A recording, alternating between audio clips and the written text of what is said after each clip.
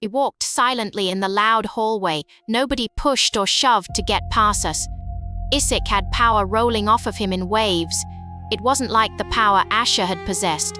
It was duller. It wasn't like the power Dallas had. It was only slightly stronger. Considering he hasn't shifted yet, it was a higher power than a commander or an omega. Finally, we arrived at the gym. My heart jumps when I see the dodgeballs lined up.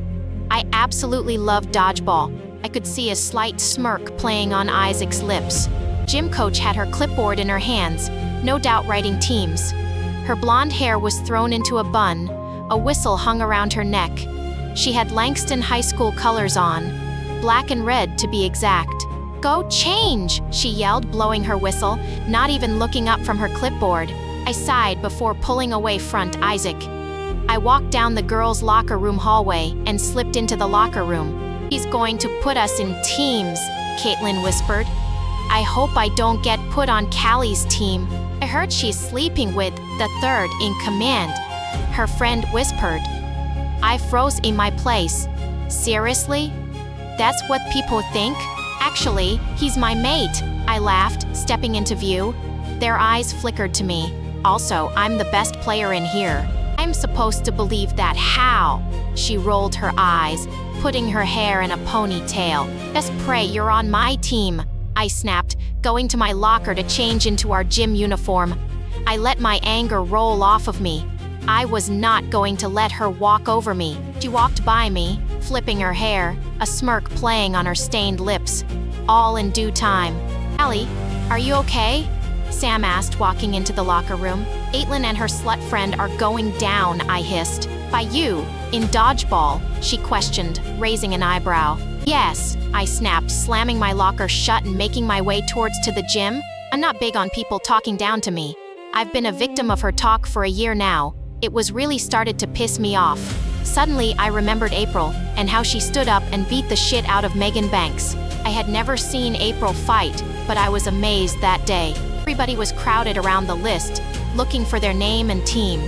I jogged over and pushed people out of my way. My eyes scanned the teams until I found my name on Team 2. Caitlin's was placed on Team 1. How unfortunate. My eyes widened when I saw Isaac's name on Team 1. I have to beat my own mate? Bring it. I walked to my team, their shoulders sagged when they saw me. I'm a good actor. Honestly, I've got everybody fooled. I'll go easy on you, Cal, Isaac called from across the gym. In the middle of the gym were soft dodge balls. "Spare me your pity," I yelled back. I watched Caitlin move over to Isaac. She batted her eyelashes and smirked at me. Isaac paid no attention to her. His eyes were locked on me. "Ready?" the gym coach yelled. The other 15 kids on my team got into starting positions. The other team mimicked us. I cracked my knuckles and allowed a nice smile to play on my lips. Suddenly, the coach blew her whistle. Everybody took off. I didn't budge. I waited. It only took 5 seconds for colorful dodgeballs to fly through the air, some thrown with an incredible force. I waited till about half of my team was hit, and it looked like we were going to lose. Finally, a ball was thrown at me. My eyes switched to their dark blue color and slowed everything down. I watched the ball fly slowly at me. A loud bang, I snatched the ball right out of the air. With an even stronger force, I nailed a kid in the face. He flew back, holding his face. I repeated this action multiple times. Deciding it was too easy, I moved forward, closer to the line. "Really, Cal, you're asking to get hit," Isaac smirked. He threw a ball. It wasn't a hard throw. This ticked me off a little. He really was going easy on me. I caught the ball with ease. Spotted Caitlin throwing a dodgeball right at me.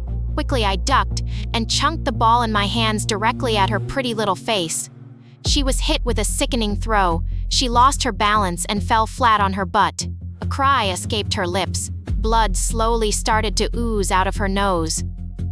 I smiled, feeling slightly accomplished. "You're out, sweetheart," I snapped, then smugly added, "Believe it." Got the rest of Team 1 out easily, all but Isaac. My team only had 3 more players, plus me. "Don't go easy on me," I laughed, tossing him a wink. Sam stood beside me, her hand clinching a dodgeball. Her body was shaking. We can beat him, right? She whispered, obviously forgetting I was the worst player in here. I rolled my eyes. Of course we can. I didn't know you were good at this, she whispered again. Or maybe she didn't forget. We've got this, 4-1. I flashed her a reassuring smile. Right, she cheered. We can beat him. Unfortunately, Isaac chunked a dodgeball and it hit Sam's leg. Never mind, she growled. You can beat him. 3-1, I called. Isaac tossed another ball, hitting another one of my teammates. The time was ticking. The rest of my team cheered and called out my name. I patiently waited for my other teammate to get hit. He was throwing as many dodgeballs as he possibly could. It wasn't enough, though. Isaac easily dodged the dodgeballs, even though he was on the other team. I couldn't help but notice the small sweat beads that glistened on his toned muscles. How when he ducked, every muscle would flex. He was perfection. My attention flickered to my ex-teammate. He was hit. I was the only one left. Adrenaline filled my body. I felt excitement fuel my heart. My lips moved without my brain's consent. Bring it. I chunked a dodgeball, to which he roughly dodged. He was no longer moving with ease, but his movements were rough and strained. I was competition. Give me later tonight, Cal, but I have to win this game. He called to me, throwing a ball directly at me. I moved out of the way without a single strain on my body. I bent down and grabbed a dodgeball. My heart was thumping wildly in my chest. I couldn't help the smile that spread across my lips. Threw the ball with as much force as possible. I watched as he attempted to move out of the way. I listened to the roaring cheers from my team as the dodgeball collided with his chest. H.A. I ran across the gym and jumped into Isaac's arms. I beat you, I cried with joy. My heart was so light and happy. I haven't felt this much joy in a very long time. Isaac was my happy. He made me happy. His green eyes looked into my blue eyes. For the first time, in a very long time, I felt peace. Lips pressed together in a kiss. A perfect kiss. Our perfect kiss. You seem to be in a fantastic mood, Joe smiled, setting up the scrummage mats. I am indeed. I smiled a cheesy, lovey smile. What's his name? Joe asked, his face crinkled as he smiled back at me. Isaac, I answered without even thinking about it. What happened to not having a mate? He asked, a smirk playing on his chapped lips.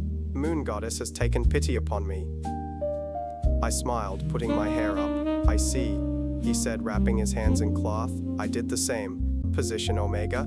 He asked, squaring up, getting into his fighting position. Third in command. I saw him mimicking his actions. This was just a warm-up. Straightened up, I stayed in the position. You do know, you have to move out, right? He asked, raising an eyebrow. What? I asked, never dropping my stance. You have to move out. He's the third in command. You have to mate. He shuddered. I didn't miss that. He was basically a father figure. The thought of me stepping into that tender, unspoken chapter of adulthood. Probably not an image he cared to dwell on. Oh, I didn't think of that. And that, folks, is where my mind went straight into the gutter. The thought of Isaac's perfect body, bare beneath imagined starlight, my hands clinging to his toned back like ivy wrapping around an ancient oak, his fingers tracing slow, secret paths down my skin, moments woven from quiet magic, things I Euro D never let anyone else share with me. I bet he's already found a house and, okay, I get it, I hissed, tightening my fists. Distracted the entire time I trained. Did he already find a house? Was I ready to move out of the house? Was I ready to mate? I climbed into my Acura. I went straight to the packed gym. Isaac's Corvette was parked outside the door. I pulled in right next to it. I locked the door to baby A and ran a hand through my messy blonde hair. Looking to the back of my car, I popped the trunk and grabbed my gym bag. I closed the trunk with a slight force. When I got inside the gym, I ignored the usual scent of sweat and grime, and instead I found the amazing scent of rain and woods. There he was, lifting weights. His muscles bulged as he lifted the heavy weights. I walked over to my usual post, the punching bag. This was my cool down. I wrapped my fists and got into my fighting position. I started lightly punching the bag, getting a feel for it. Finally, once I was ready, I punched the bag slightly harder. Is that really the hardest you can hit the bag, Cal? He asked, putting the weights down. He walks over to me. Nope, I snipped. Not in a rude way, but the I'm busy way. Punch the bag as hard as you can, he said, reaching down and slapping my thigh. I stopped. Why did you do that? I asked. It's annoying. He shrugged and slapped the other thigh. What the? Punch the bag, Callie, he yelled. Fine. I nailed my fist into the bag, much to my amusement, and his horror, my fist went through the first layer of the bag. Oh, he whispered, that's amazing. Don't think about it too much, Isaiah. There was a small rip there already. I shrugged it off, truth be told. It was a new bag. Still, amazing. He sighed, wrapping his arms around me. His lips kissed my neck, making me moan slightly as tingles shoot down my body. As amazing as this is, I had to ask the question that had been bugging me since training. Are you looking at houses? I asked, stepping away from him. His body stiffened. What was he hiding? Actually, I already bought a house, he whispered. What? I want to start a family, Callie, he said, raising an eyebrow. Can't be a mom yet. I'm only 16. I can't be 16 and pregnant. I sat down on the wet mat. We're werewolves. It's what we do, he said, sitting beside me. He placed his hand on mine. I snatched mine back. Isaac, you don't understand. I need time. My thoughts were currently wandering over to the speed demons and how I needs to be with them. I need to kill. He doesn't even know my secret. I have to tell him. You don't want to mate with me, I screamed, jumping away from him. Of course I do, he said, frowning at me. No, you don't. We don't have to have a kid yet, he said. Just please move in with me. Start out life, please. He was begging. Oh my goddess, how was I supposed to say no? I want to see the house. Finish the papers today. It's ours. I want to see it, please, I sighed, standing up. Will you move in with me? He asked, standing up and grabbing my hand. Yes, I will. Pulled into the driveway of this beautiful 2-story house. It was huge. It was an old brick house. The grass was green and the walkway was dull. Much to my surprise, I was falling in love with this house. It was away from the other houses, with land. It was close to Madison and Jeremy's house. After I had agreed to live with him and he agreed to show me the house, we grabbed our gym bags and hopped in our cars. We dropped off baby A at my house and I hopped into his car for the 10-minute drive. He unlocked the door to the house and I stepped in. I immediately knew why he picked this house. It was perfect. It felt like home. I felt at home. I ran up the stairs into the master bedroom. My jaw dropped when I saw there was already a bed. I started buying furniture, he whispered in my ear, scarring me half to death. Do you like it? It's big, I whispered. You don't like it? He asked, his fingers running through my hair. I shivered, walking towards the bed. I climbed into the king-size bed. Isaac followed. Everything felt so natural. I rolled over and looking at him. He was so perfect. It's perfect, I smiled, sitting up and kissing him. It was official. I was moving in with Isaac. She has no idea, completely oblivious. I have been living in my own house for the past month. I have taken all of my things out of the house, and I stopped making dinner. No way, this really hurts. Does she really not notice me that much? I sighed. Students' eyes flickered over to me. I glared at all of their anxious eyes. We were about to be out of high school for good. Stop sighing, Isaac whispered in my ear. A wave of tingles spread through my body. I could feel the heat radiating off of his body. He was sitting right next to me. His hand was directly on top of my thigh. He was driving me crazy. I've been going crazy. Imagine sleeping in the same bed with a hot model and not share the raw, unguarded closeness that binds two souls, body and soul. We haven't even had a breathless, tangled kiss that lingers on your skin long after it ends. I haven't even been claimed in the way mates are meant to be, although the pillows I've stuffed between us makes it difficult. It's not that I don't want it, because I do. I just feel like I shouldn't treat myself if that will be taken away. It seems like he's coming closer and closer to finding out what I am. And the nights that I'm called in, he waits for me to come home. I have to delete my calls and texts from my mom, because I know he goes through my phone. I asks where I get my cuts and bruises from, and when I tell him I've gone out for a night run, he scoffs and walks away. Can't help it. I smile at him. His green eyes watch me. Can we talk when we get home? He asked. His face remained still and emotionless. Yeah, sure. Whatever you want, babe, I said, grabbing my book bag. The bell rung, signaling freedom. Sweet, sweet freedom. I waited by Isaac's Corvette, tapping my foot impatiently. Thoughts ran through my mind like wild horses. He knows was the most prominent thought. Finally, I watched him approach the car. His green eyes flickered towards me, then flickered back to the car. He unlocked the beautiful masterpiece. I opened my door, throwing my backpack in the back. Isaac did the same. Then we both slid into our seat. His muscles were tense, and his breathing was dark. He started the car with a little force. This didn't scare me. He doesn't scare me. I'm Callie Janet, the #1 speed demon in the Glint Pack. Ride is awkward and silent. This worried me. He so knows. I took calming breaths and prepared myself for rejection. We pulled into our driveway. He took out his keys, grabbed his bag, and went inside the house, leaving me inside the car alone. Great. I followed him, dreading the conversation. I opened our door and stepped inside the cozy room. It was warm and comforting, almost exactly what I needed. Don't go anywhere, go sit on the couch, Isaac called from the kitchen. I did as I was told and sat down on the couch. My heart was hammering in my chest. It was beating against my rib cage like a trapped prisoner stuck behind bars. Isaac rounded the corner, our glass of juice in hand. He placed it on the table before, sighing and looking at me. His green eyes held anxiety, pain, doubt, and hope. He sat down on the couch. The other side of the couch, that is.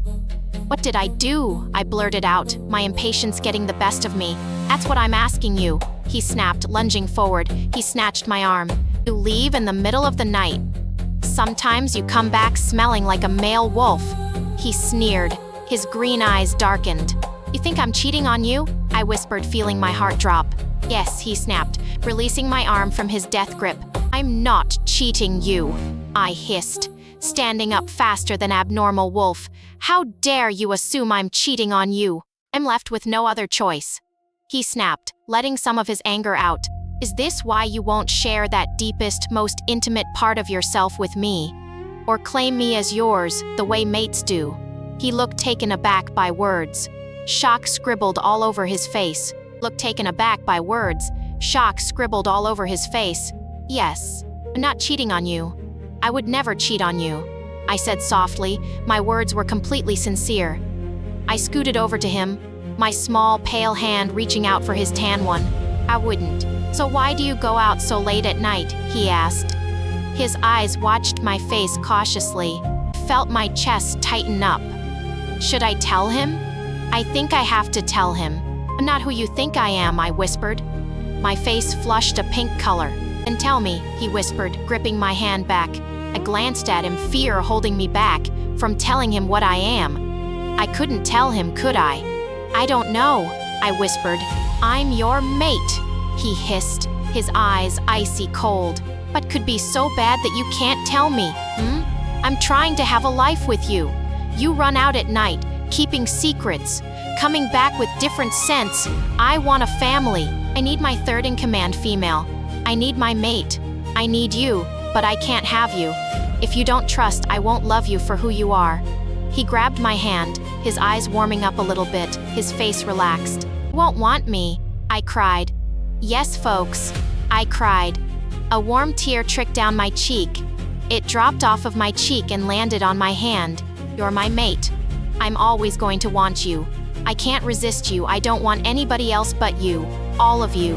His hand touched my cheek and cradled my face. Promise? I whispered, my eyes flickering to his. Promise. Bite my lip. My eyes close as images of him flicker in and out of my mind.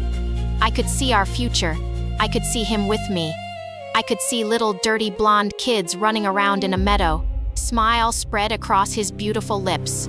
His arms are wrapped around my waist. I want that. I want those little dirty blonde-headed kids. I already felt a passion for being a mom. I want a family. I've never had a family, and I want one. I finally see April.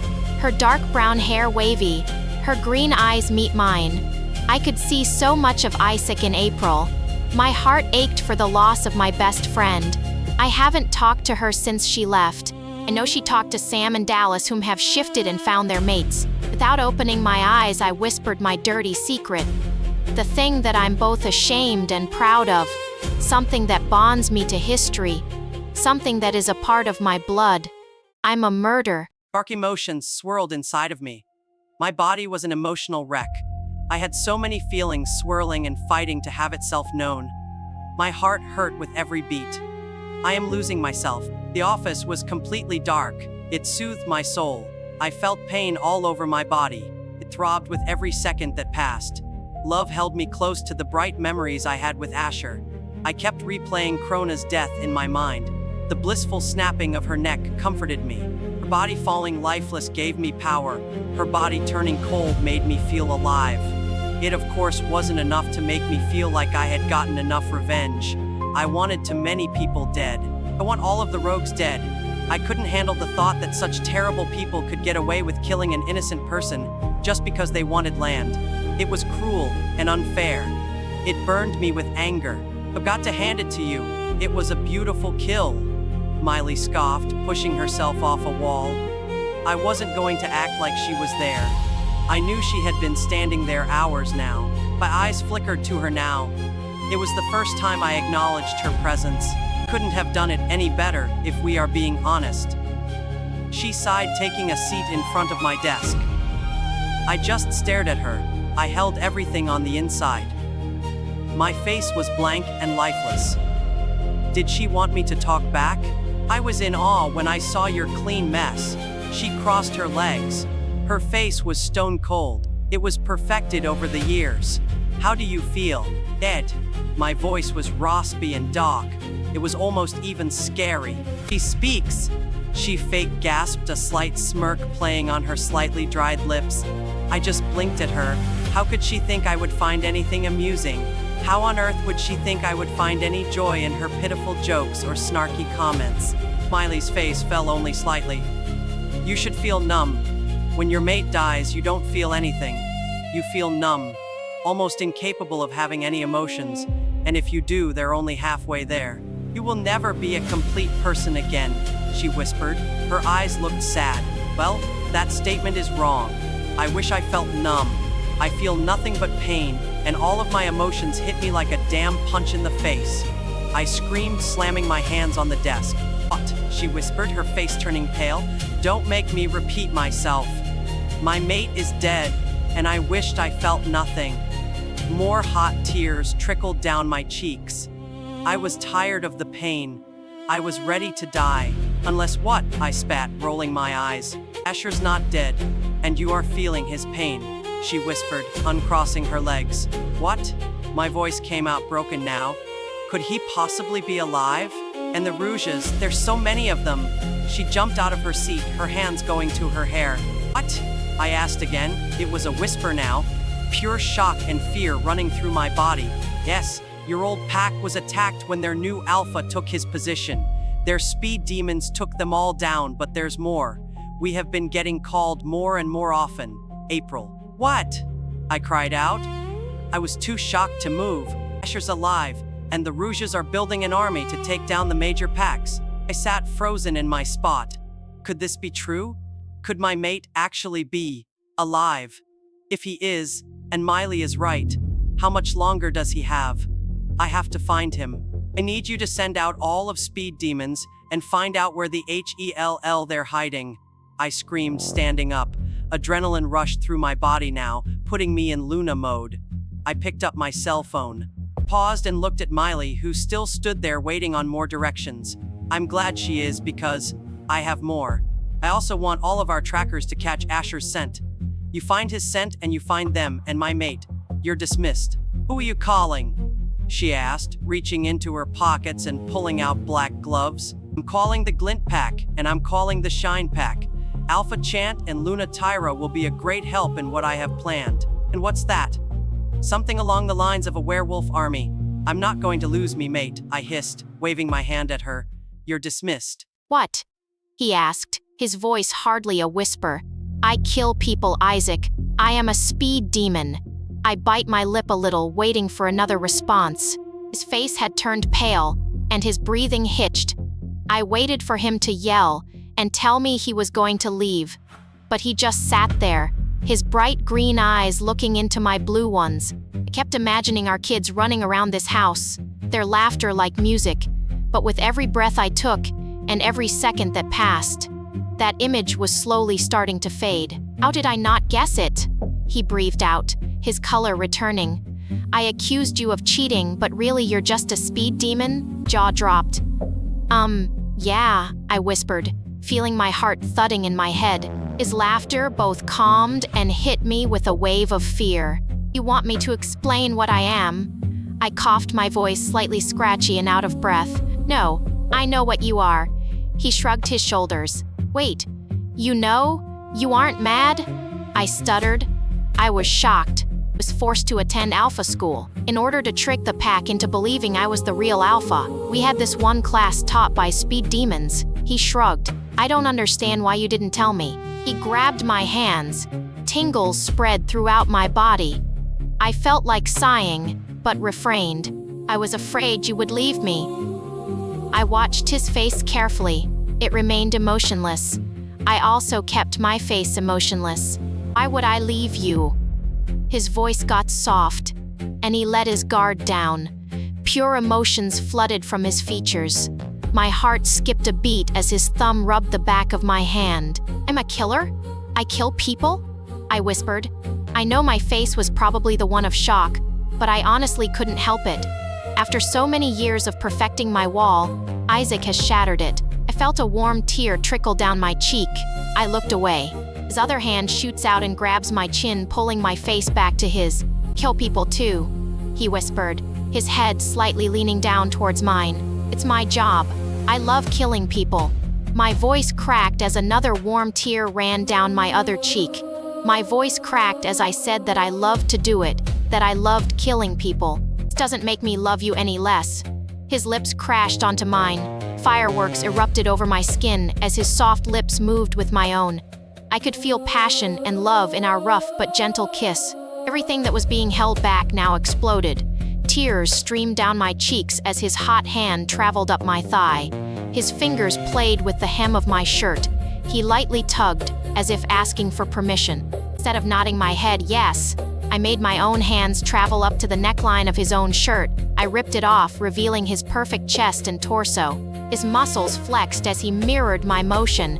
My shirt torn in half as we craved more of each other. His hands slid down the outline of my soft curves. They gently felt my skin, crawled forward, climbing on top of Isaac. His hands reached for the clasp of my bra. As he unclasped it, a small moan escaped from his busy lips. He slid my lacy black bra off my arms and threw it to the ground. His lips left mine and began trailing kisses down my neck and then to my curves. A soft moan left my lips as his tongue brushed over the sensitive peaks. He took turns giving them attention before laying my body down on the couch. You want to go back up to our room? He asked in between kissing down my stomach. I whimpered as his fingers started to unbuckle my pants. No, here is fine. He slowly unzipped my pants and slid them off. The cold air hit me like a brick. He stood up, taking off his own pants. I could feel my eyes avert from his body, blushing as he undressed. It's okay, baby, I'll be gentle. I glanced back and let out a breath I had been holding. He left his underwear on. He laughed, I guess, at my face, and how intently I was looking at the outline beneath his fabric. I'll let you take care of my underwear. Climbed back on the couch. His hands slid up my legs, stroking the damp fabric of my underwear. I whimpered and tightened my legs around his hand. My heart was hammering. He was a virgin, but he seemed to know exactly what he was doing. I didn't know what to do, just laying there letting him touch me. I built up as much confidence as I could and sat up, pushing Isaac down on the couch, surprising him. Be sexy, I told myself. Crawled on top of him, my legs sliding around his body, keeping my hips just above the warm, firm shape beneath his clothes. I put my hands on his chest, my curves rising and falling softly. His eyes watched me as I did so. Lust rolling off of his body like cologne. Fuck, baby, he groaned, his hands reaching out to touch my body. quickly slapped them away. "Don't touch me," I said in a sexy voice. I sat up, grabbing his hands and pinning them above his head, letting my lips crash down onto his, roughly kissing him. Sparks danced everywhere on my skin. "Fuck," he groaned, his arms slightly forcing me back. I crawled off his torso and pushed one of his legs aside to give me room. I took a big breath before lifting the top of his underwear and reaching my hand in, wrapping my fingers around the fiery spring beneath, something very new to me. I slid it free from his underwear, its size making my breath catch.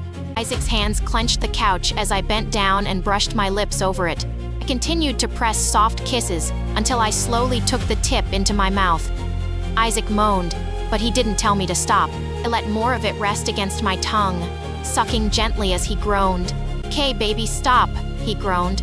I pulled back and let him go. He got off the couch, taking his underwear off, then bent down, grabbing my underwear and ripped it off. "Oh my." His fingers slipped between my flower path, cutting my sentence short. I moaned when his fingers twirled over the sensitive nub. "Holy shit," I moaned. "Please take me," I cried out. His green eyes flickered to me. Smirk crawled over his plush lips. "As you wish, baby." He laughed before gripping my legs and forcing them apart, rubbing the fiery spring against my flower path. "Do it." He positioned himself before pressing into me. Pain ebbed its way through my body, tears streaming down my cheek as he moved deeper. Eventually, his pace quickened, and pleasure started to build in my stomach. "Oh my goddess," I whimpered as something bubbled in my body. "Fuck, I'm close." Forced my head back, revealing my neck. As my body let go, waves of pleasure crashing over me, his teeth sunk into my skin, adding to the bliss. I moaned as my body was consumed by ecstasy beyond imagination. I felt him release his warmth inside me.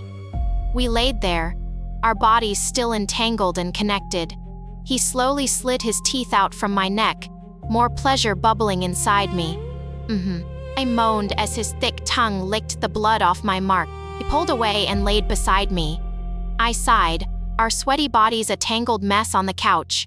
Isaac snuggled up next to me, his arms pulling me even closer. I could feel his emotions. Pure love and admiration. I wanted nothing more but to stay in this position for the rest of our lives.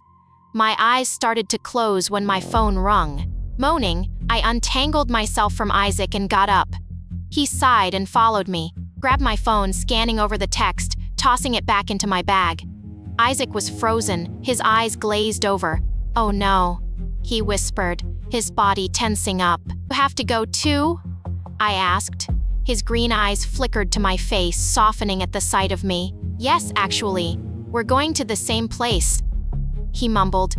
"We need to go get dressed." He started walking, then stopped and looked back at me. "You up for a stolen moment of passion?" A smile spread across my lips. "Of course." Our shadows followed us as we silently walked through the hall. Everybody was already in the mating room, so I wasn't surprised when 11 heads snapped towards Isaac and I. "You smell of heated, tangled passion," Mom hissed. Rolled my eyes and took a seat in the third-in-command female seat. I purposely made sure I wasn't sitting next to my mother at her right hand. "Mates? You're the third's mate?" she gasped, her eyes searching over me and Isaac. "Yes, Mom," I sighed. Isaac grabbed my hand. "He knows about you? About what you do?" Her eyes got big and I could hear her heart race. This was the first time I had ever gotten this reaction out of her. "You mated?" "Yes," I mumbled, my legs clenched together. I was still sore, it still hurt slightly. "How? We own our own house," I snipped. I crossed my legs. "He marked you?" she seethed. "You're only 16. He's a third, Mom, and we're werewolves. We aren't talking about our intimate moments." I hissed back at her before giving my attention to Jeremy and Madison. "What's going on?" I asked. My eyes glanced at Isaac's cold face. I could feel how calm he was, and also how bothered he was by my mother. "Got a call from Luna, April." Madison's voice made me snap my attention back to her. Fear shot through my body. "What?" I whispered. Her blue eyes were looking straight into my own. "Asher was kidnapped, and they believe a group of rogues are making an army to take us down. What are we going to do?" My mom asked. "We're combining packs, and we're going to war." He has been out cold for a week now. The dark, gruff voice made my body fill with dread. I haven't moved an inch for a single week. I haven't touched April for a single week. I haven't talked to her for a single week. They put an IV in my arm 4 days ago. They want to keep me alive. I won't mind Link April until I know exactly where I'm at. I won't mind Link April until I'm strong enough to put up a fight. They've cleaned my wounds and wrapped them up. Maybe it's the silver chains that is preventing him from waking up. Another voice replied. No, that's not it, but do you think? He paused, footsteps padded over to me. I felt the chains being tugged, and I allowed my body to fall towards the pull. Landed with a painful thud, my face hitting the cold ground. Shit. He panicked before picking me back up, warm fingers making me want to flinch. You thought he was faking? The guy asked. I've always been a good actor. My mind flickered to all the moments I had to improvise with April. Faking a sister-brother relationship for weeks, hiding my lust for over years, enjoying the slight warmth that spread over my body every time we hugged before I turned 17. I was raised a fake. Faking was natural. He's an alpha. We must have really hurt him. Wanted to scoff at their assumptions. After I killed half of their men, they jumped me. In the middle of fighting and failing, I decided to give up. Momentarily. It would keep me alive, and it would allow less wounds to heal. As you can tell, everything went perfectly. Oh, he's an alpha, all right. Killed half of our warrior group we sent out. And why hasn't he woken up yet? In all honesty, my strength is coming back. I could kill both of them right now, but the silverwood straining my arms told me it would matter. I have to get them to take off these chains. Eventually it will happen. Eventually they'll listen to that guy and blame the chains. Fingers still clung to the little box, the only thing that reminds me of my beautiful mate, the person I wanted to make my wife. Her green eyes and dark chestnut hair made my heart speed up. The sweet smell of buttercream and almonds that she adopted. I could feel her pain. I heard her screams in my head. I heard her desperate attempts to reach out to me. I felt her rage. I feel her excitement and hope. She knows I'm alive. I would fight for my life to make it back to that beautiful girl. I would fight to hold her in my arms and to kiss her forehead. I would hold my mate again. I will hold my mate again. Maybe we should talk to Alpha. Alpha? There's an Alpha in charge of this? What is he going to do if Asher wakes up? Alpha is merely a rogue. What is he supposed to do? The other guy snapped back. I felt eye presence next to me. He sat down directly next to me. I could smell him. I could hear his heart beating. Things were starting to click. The person in charge wasn't a real Alpha. If Asher doesn't wake up, is that really such a bad thing? Yes, was the response. Why? Why am I so important? Why do they want me alive? Why? The other guy asked my question. How could one guy be kept in the dark and the other know what is so important about me? Why does this Alpha guy want a real Alpha? Why does he want me? What does he want with me? I almost sighed. Almost. Wants his nephew to rule beside him in the upcoming war. War. I tested the word on my lips. It was thrilling and sour. I tested out another word. A word that made my stomach turn. Kidnapped? My mind flickered to April and her spark that lit her eyes. She lost her mate. My best friend lost her mate. She needed me. Suddenly my blood ran cold. I gasped out loud as I realized I would have to go to the luminescent pack as a speed demon. As a fully mated and marked speed demon. I was April. My voice was a soft whisper, hardly noticed. Isaac's thumb rubbed the back of my hand gently. Her pack is very worried about her. Jeremy murmured, his eyes flickered to Madison. She was very pale. Everybody in here with a mate understand the fear of possibly losing them and that unimaginable pain. My hand clenched around Isaac's, and my eyes flickered towards my mom. She would know. I suddenly felt remorse and guilt for not understanding my mom's empty emotions. Why she acted dead towards me. I also knew that I looked like my dad. I remember seeing a picture of his forearm. A butterfly with my birth date was tattooed on his skin. I also remember my mom snatching the picture out of my little hands and shredding it to pieces. Is that it? I snapped, feeling slightly angry from my vivid flashbacks and the lack of information. Actually, Luna April personally called us, Madison stated, clearing her throat. She picked up a fresh manicured hand and ran it through her dirty blonde locks. "And?" I asked. Isaac straightened up, letting go of my hand. "Do my parents know?" Jeremy and Madison's faces had paled at the mention of his parents. That was our answer. They did not know. "How could you not tell them?" Dallas asked, his eyebrows furrowed. I watched him carefully. "They are her parents," Sam whispered, her honey yellow eyes wide in fear. Looked at my mom, her eyes dead and cold, wrinkles around her mouth formed a permanent frown. "If you lose a mate, you don't die, but you might as well be dead." "We know," Jeremy growled. Sam flinched. I rolled my eyes at how easily she let her strength be downgraded. "We need to inform her parents." All eyes flickered to Isaac. "And we leave tonight." Madison stood up, her skirt flowed over her legs as she walked out, her head held strong. "Dismissed." Dad," Isaac called, knocking on the door softly. I found it funny how he adapted to calling them Mom and Dad so fast. There was rustling, and suddenly the unrobin's door flew open. There in all her glory stood April's. "Mom, yes," she slurred. Isaac sighed, grabbing her by her arms and yanking her out of her room. "Go shower, we're going on a trip." "You moved out?" his mom asked, rubbing her head. "Yes, I bought a house with my mate." Isaac's hand grabbed mine. His warm skin set fire to mine. Sparks teased my body as our little contact made my mind swoon. "Who?" I glanced back from around my seat. "Oh." Mrs. Unvain laughed, her green eyes dull. They weren't dull with hatred. She actually seemed pleased with the match. Our car pulled into the driveway. My body relaxed at the sight of our house. "Home. Pretty." They both mumbled. We mumbled a thank you back to them.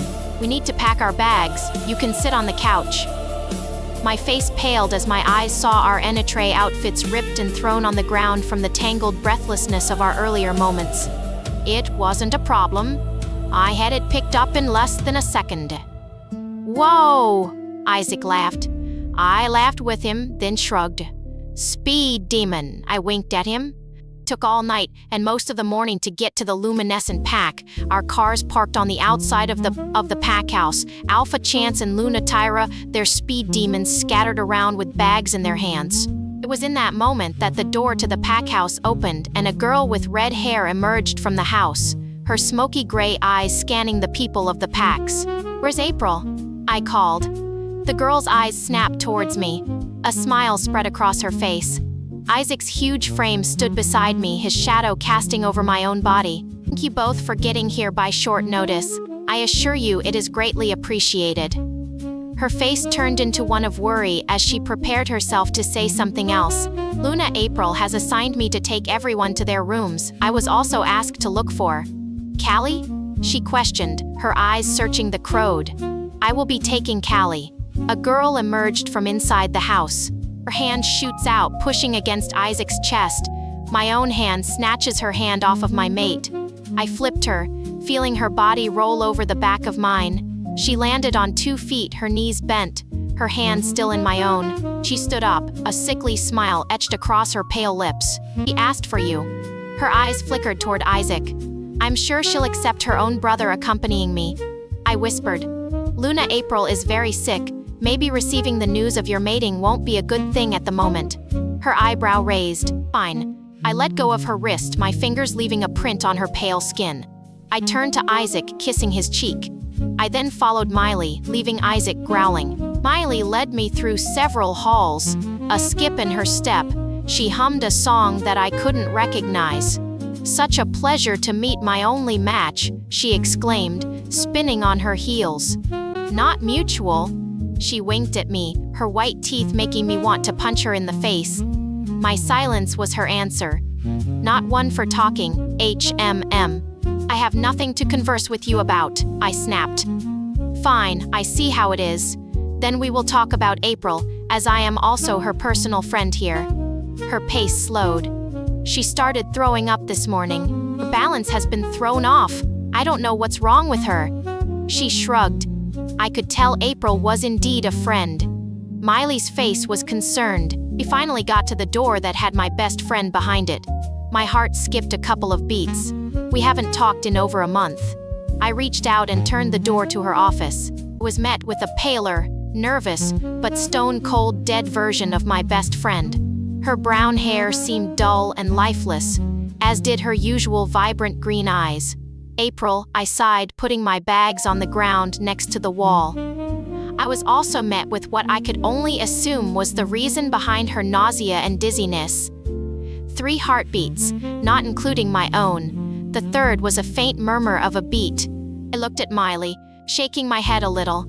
You really didn't hear it? April.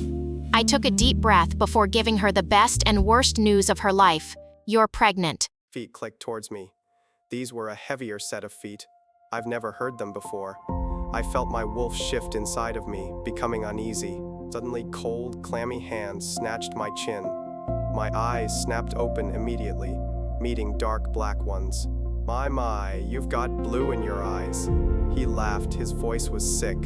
This man had graying dark brown hair, sun-kissed skin with slight wrinkles from age.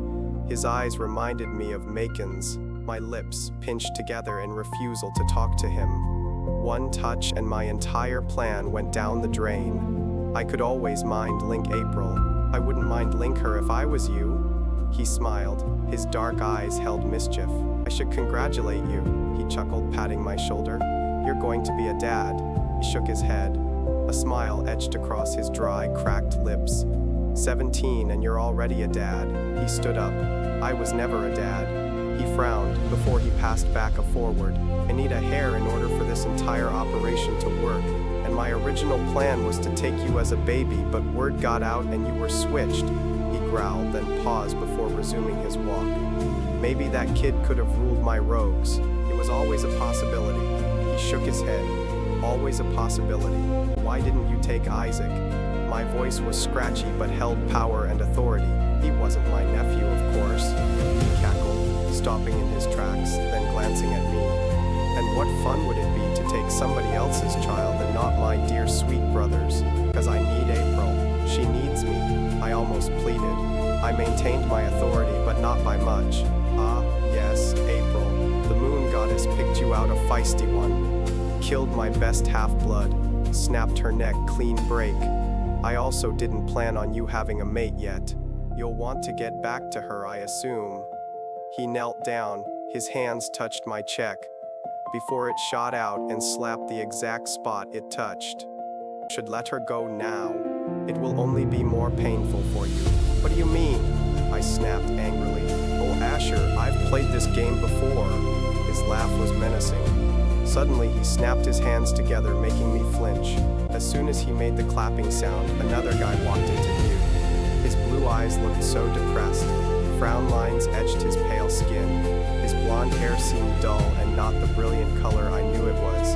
His face looked sunken in, almost unrecognizable, except the butterfly tattoo with little numbers etched on his forearm. He didn't dare meet my eyes.